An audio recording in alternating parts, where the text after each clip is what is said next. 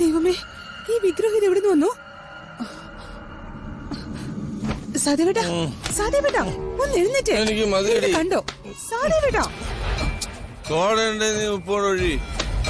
ഒരു ബോധമില്ല സാദേവേട്ടാ. സോഡ വെള്ളം വേണ്ട. 30 നളിനി ചേച്ചി, ചന്ദ്രമതി ചേച്ചി, മഹിയേട്ടാ, പൂർണിമേ ചേച്ചി, പൂർണിമേ. എന്താ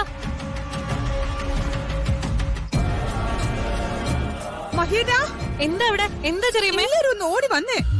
ഇവരൊക്കെ എവിടെ പോയി കിടക്കുവാ? മഹിയേട്ടാ ചേച്ചി, എന്താ അവിടെ റൂമിലെന്താ? റൂമിലൊരു വിഗ്രഹം ഇരിക്കുന്നു. വിഗ്രഹോ? അതെവിടുന്ന? അറിയില്ലേ ചേച്ചി. സഹദേവനാണെങ്കിൽ വിളിച്ചിട്ട് എഴുന്നേൽക്കുന്നുമില്ല.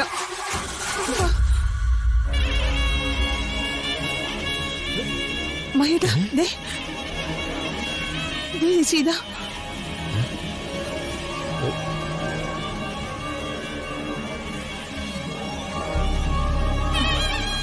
എന്താ എന്താ ഒരു ബഹളം?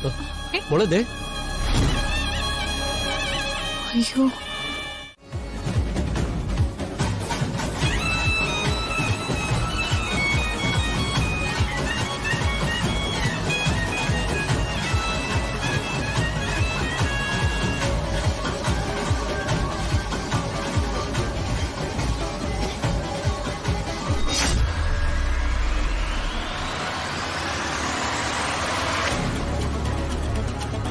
എല്ലാരും ഉണ്ടാവും.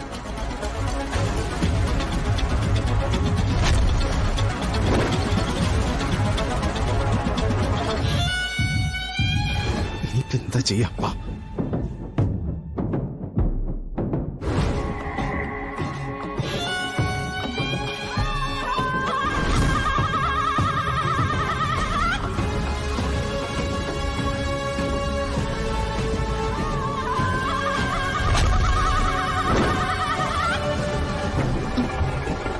എന്താ?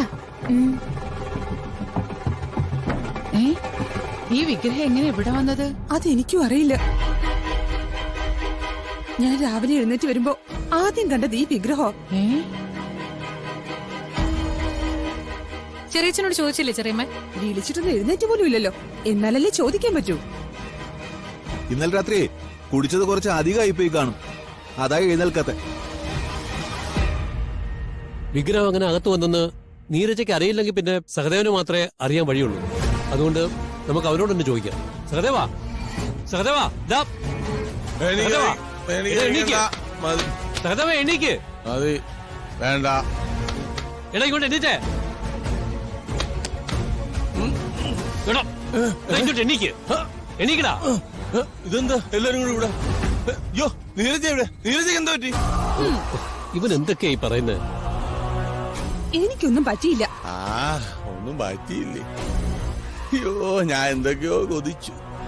സഹദേവ, ഓ, ഈ വിഗ്രഹം എങ്ങനെ ഈ മുറിക്കകത്ത് വന്നേ? വിഗ്രഹോ? നോക്ക്. ഇതേ അമ്പലം? നമ്മൾ അമ്പലത്തിലാണോ? ഇതെന്റെ മുറിയല്ലേ?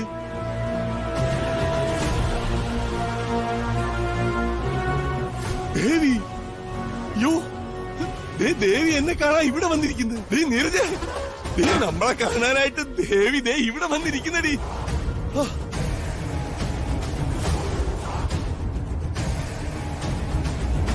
എന്താ ചെറിയമ്മേ?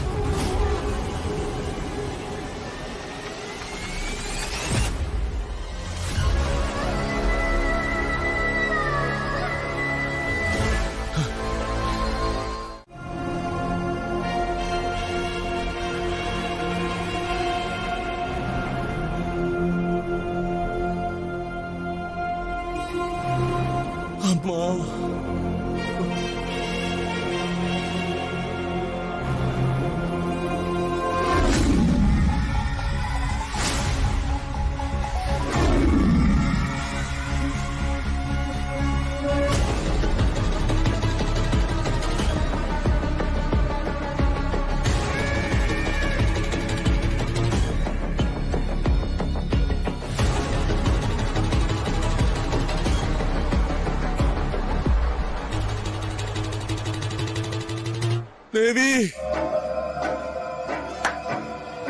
ഈ വിഗ്രഹം കണ്ടിട്ട് നല്ല പരിചയം തോന്നുന്നുണ്ടല്ലോ.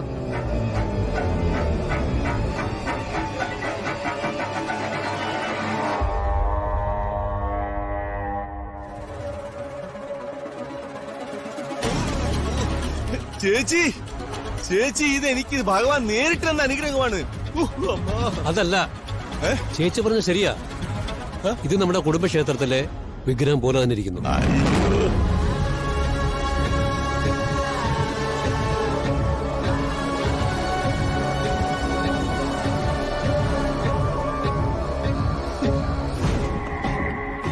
അത് ശരിയാണല്ലോ, എനിക്കും ആ സംശയം തോന്നുന്നുണ്ട്.